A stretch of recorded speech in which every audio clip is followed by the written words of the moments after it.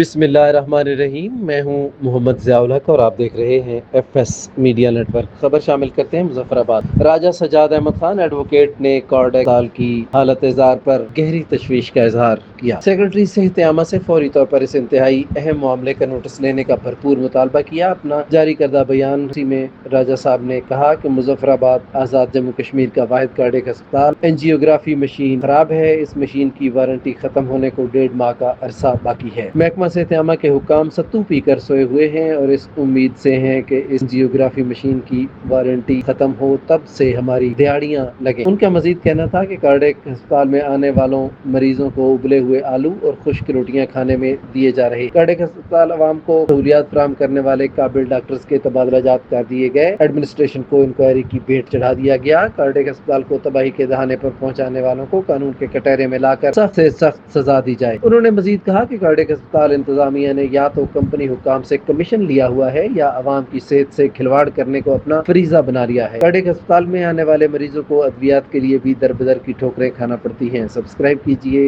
F S media network اور دیکھتے رہیے تازہ ترین تبصرے اور خبریں۔